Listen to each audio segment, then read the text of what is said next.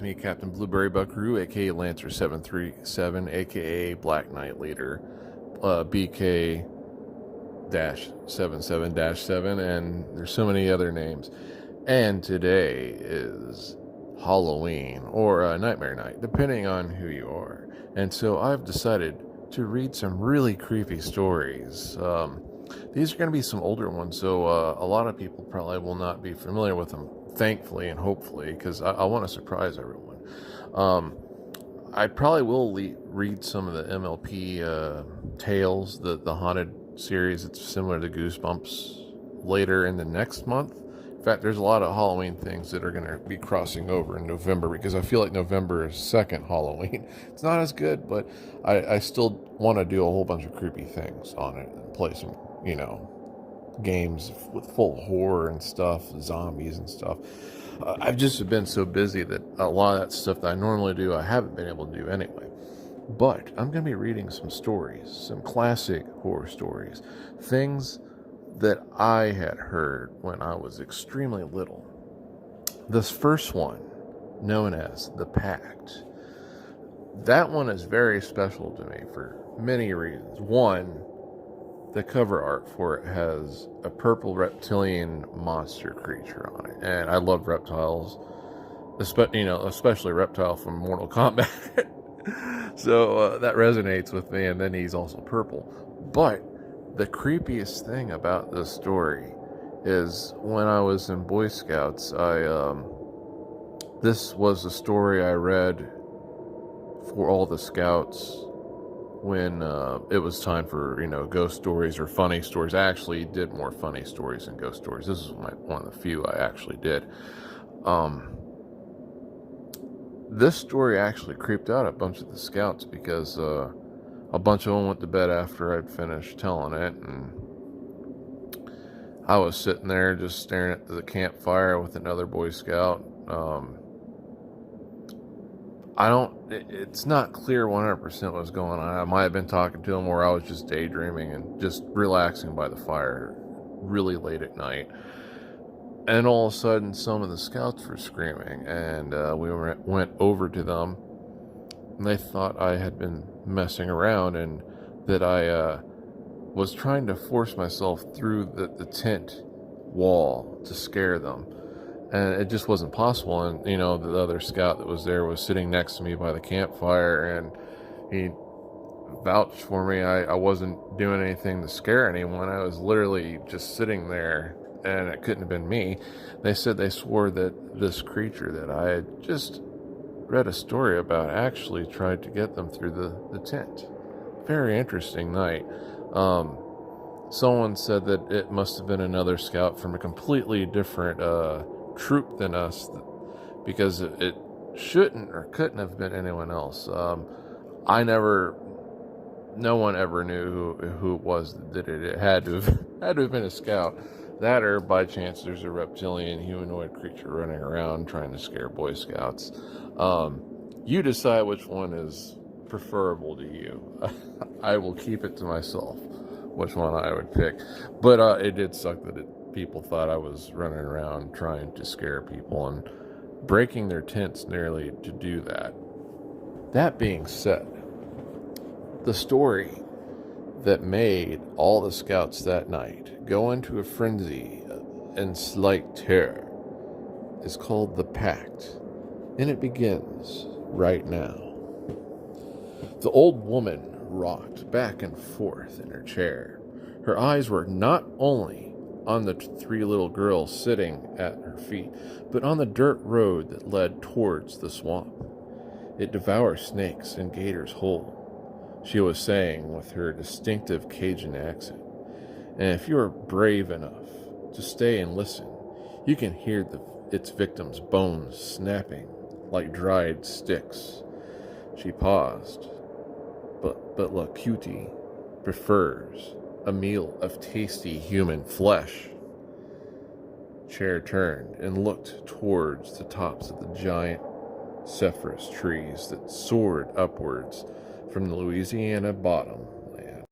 She knew that there were plenty of deer, wild turkeys, and even black bear or two out there. But according to legend. It was also the home of the gruesome man lizard, Lacuti, that her grandmother was talking about.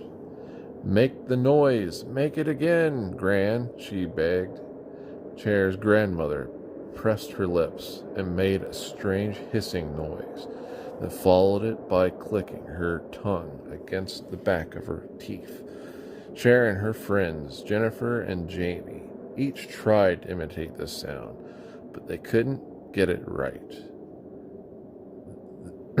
That is the sound of Lacuti breathing in and out between his dagger-like fangs. It is the sound of his razor-edged scales snapping against one another as he slithers in search of prey. "If you are unlucky enough to hear that," the old woman warned, "Lacuti is already close enough to have picked up your scent. Few people have been able to escape from Lacuti is when he is near." The girls cringed in fear and delight. "Mama," Chair's mother stood at the open screen door with a scowl on her face. "Don't you be scaring those babies with your silly tales." She turned to Jennifer and Jamie and smiled. "Come on, girls. I promised your folks I'd be driving you home back in the base in time for dinner." In bed that night, Jamie strained to hear the sounds of the swamp through the open window. Her dad was a career military officer, so even though she was already 7 years old, she had already lived in several different places.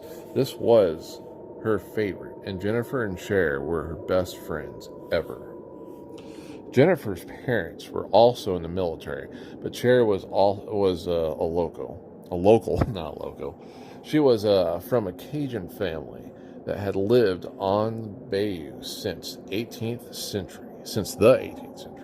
Cher knew a lot about the swamp, and she had shown Jennifer and Jamie some great stuff, like the best place to search for tadpoles and crayfish, and how to spot a raccoon's nest.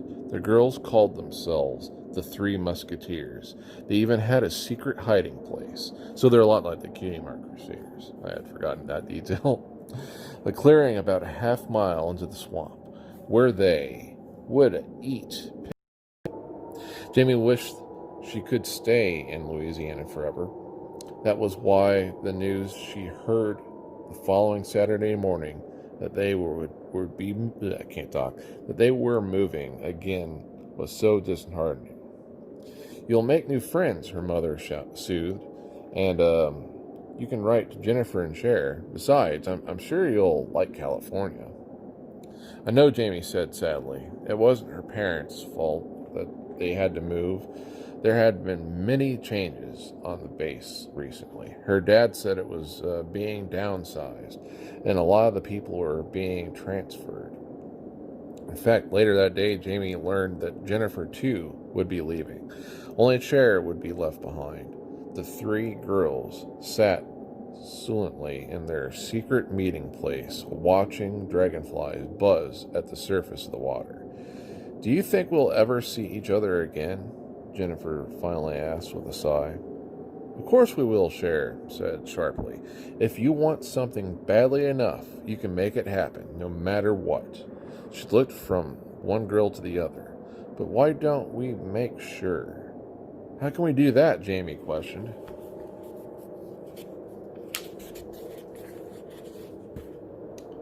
Cher waded out into the muddy water and snapped 3 sharp spines from the trunk of a water locust tree. "We'll make a pact," she announced solemnly. "A blood pact." And with that, she poked the tip of one spine into her finger. A drop of bright red blood welled up. "Exactly 5 years from today, we will meet in this exact spot, no matter what," she continued, allowing the drop of blood to fall into the ground. As it seeped in, she handed Jamie and Jennifer each a spine. They each did as Cher had done. "Then it's settled," Cher said. "Friends forever. Nothing will stop us from being together on that day." "Friends forever," the others responded. 5 years later, standing on the back porch of her new home and looking out at the top of the giant cypress tree, Jamie remembered the day she and her friends had made their sworn pact as if it had only been yesterday. It was as though fate had been working to help the three girls keep their promise. Her dad had not expected to transfer back to Louisiana, but here they were, and only 1 week before the appointed time.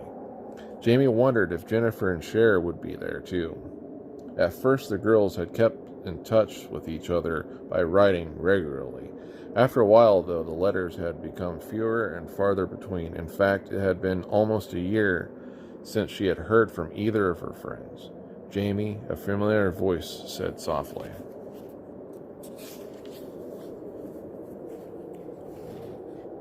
Jamie turned to see Jennifer framed in the doorway.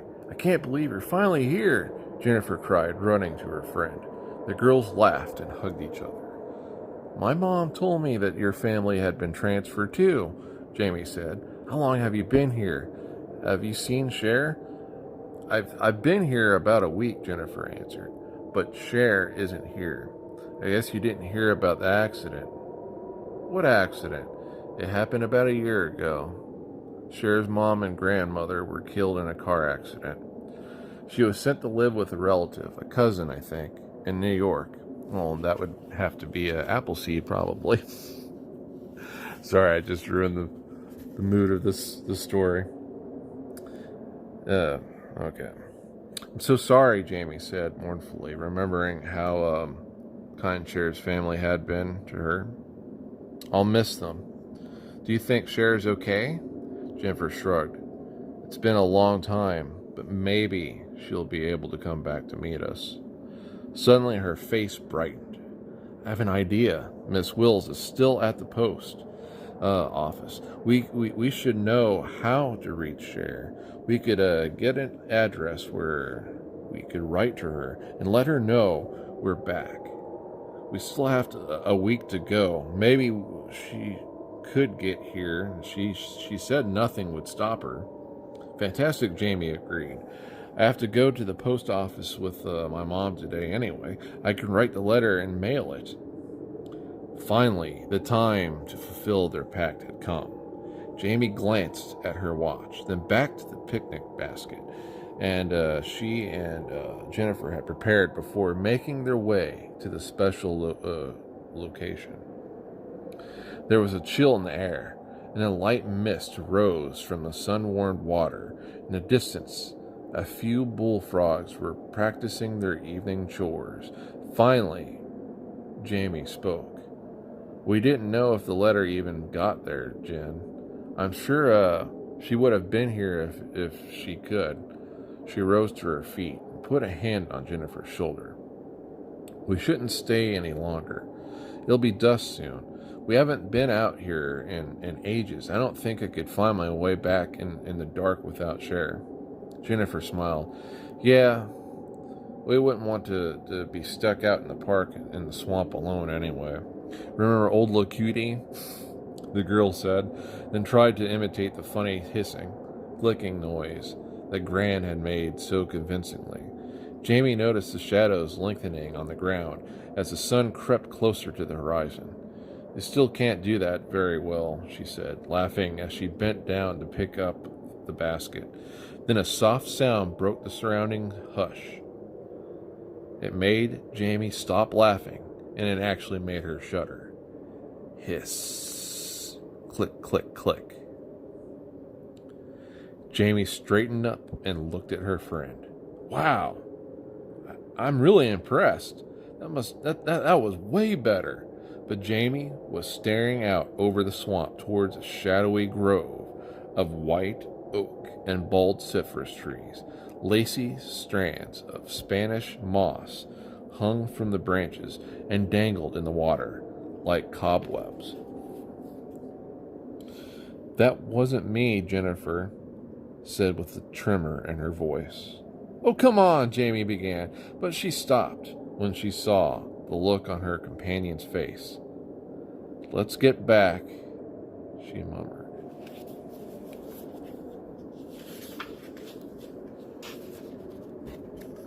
The girls walked in silence for a few hundred yards.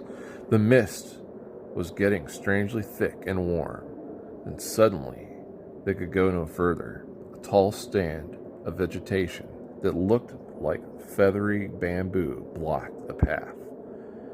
Canebrake? Jamie muttered to Jennifer. We must have made a wrong turn. I don't think we should try to work out our way around. Yeah. In this mist, I can't even tell how far it goes. Before they could take another step, the strange hissing noise echoed over the water once again, followed by a series of clicks. It was closer than it had been before. It's Lacuti, Jennifer moaned in terror. He's picked up our scent. Don't be ridiculous, Jamie countered, but she couldn't stop her hands from shaking. It's a gator. Lacuti is I don't know, but she didn't finish. Everything was eerily quiet. Even the bullfrogs had stopped croaking. Through the gaze and haze, she could barely make out a dark shadow rising from the swamp. The girls backed towards the canebrake as the form loomed closer and seemed to disappear. The sound of something moving in the water broke the stillness. Something very big. The air smelled foul, and Jamie found it almost impossible to breathe. Don't move at all, she whispered to Jennifer. Maybe it will. Yeah! Both girls screamed in horror as a huge creature leapt out at them in the surge of foaming swamp water, at least 10 feet tall. It leered down at them with gleaming yellow eyes. Clumps of slime hung from its long, sickle-shaped claws. Run! Jamie shouted, pushing Jennifer ahead of her. Both girls sprinted into the direction from which they had come, tripping over a protruding root. Jamie fell hard on the ground and rolled. The beast was close behind, howling in anger. Its huge mouth was lined with dripping fangs, and its long forked tongue whipped around as it was roaring.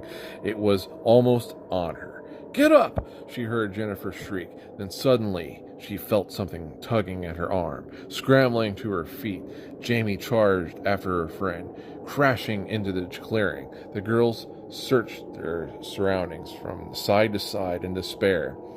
There's nowhere to go, Jennifer cried.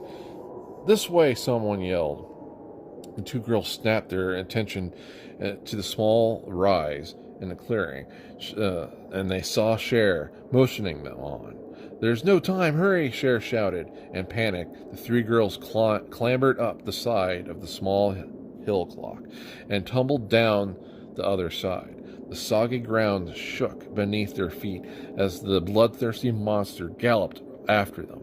Cher darted towards a tall stand of swamp and maple. The trees grew close together, and their gnarled roots and buttresses stuck out as long angles like knobby knees. I should say angles. Lacuti's too big Lacuti's too big to follow us in here, Cher gasped. Up to their hips in dark, murky pool, the girls held their breath and pressed themselves against the gray-green trunks. Duck down as far as you can into the water, Cher instructed. That way Lacuti won't be able to pick up on our scent. The girls did as they were ordered. Jamie felt her foot sinking into the muck. Something slick slithered along her leg, and she fought the impulse to scream. All at once, the nightmarish beast sloshed into view. Tiny waves splashed against her face and stung her eyes, but Jamie could still see the creature swinging its way, and it was so close that she could smell the stench of its fetid breath. Then, to her surprise, Lacuti bellowed in rage and headed deeper into the swamp. Cher made a silent sign to the others not to move as the thrashing of the creature faded away. She motioned for her friends to follow her. Without a word, the trio made their way out to the hellish swamp as quickly as their feet would carry them. Once back on the road towards the base, the shivering girls hugged each other in relief. How did you win? Jamie stammered as Cher with trembling lips. I said that nothing would stop me from being here, Cher smiled. I couldn't let you two city kids fend for yourselves out in the swamp. Jennifer shook her head. I never really thought that Lacuti existed. I still can't believe that that thing really exists. We've got to get to someone and tell somebody and warn them about it. Cher shook her head. The people who live on the swamp know deep in their hearts that the legends are true. The others, well, you'll never convince them, no matter what they say and what you say. She took Jennifer's and Jamie's hands in her own. You are my very best friends, Cher continued. The important thing is that you made it. No one else ever has to know what happened here. Jamie nodded. You're right. This will be our secret. We can talk about it more tomorrow. Right now, I'd like to go home and get out of these wet clothes. Friends forever? Cher asked. Friends forever, Jamie and Jennifer answered. At home, Jamie slipped out of the soggy shoes and snuck quietly in through the kitchen door. She was sure she would never be able to give her parents a believable explanation about why she was soaked to the bone. Tiptoeing through the front hall, she noticed a letter addressed to her on the hall table. It had Cher's return address in New York on it. Jamie picked up the envelope and patted it to her room. She slipped out of the wet clothes and into a bathrobe. Then she pulled out the letter. I guess Cher wanted to let us know that she was. I guess Cher wanted us to know that she was coming, she thought, tearing it open. She read a line or two and then drew in her breath sharply. The envelope slipped to the floor. The letter was from Cher's cousin. It was short and matter of fact. Jamie stared at the last sentence. The accident occurred 3 months ago. It was such a terrible shock, so soon after the similar deaths of her mother and grandmother. If it is in any comfort, she was killed instantly and certainly did not suffer. If there's anything else.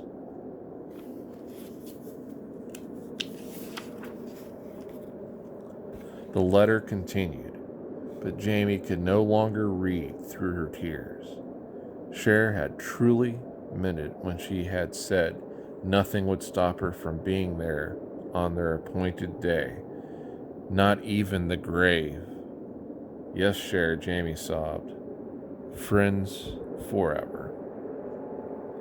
Well, I hope you enjoyed this story, and there's sure to be more after Halloween, because for me, like I told you, November is second Halloween for me, and there's a bunch of things I missed out on because of being so busy that I'm gonna have more stuff coming out in November. Anyway, I hope you enjoyed this story, and I want you all to take it easy and have a happy Halloween.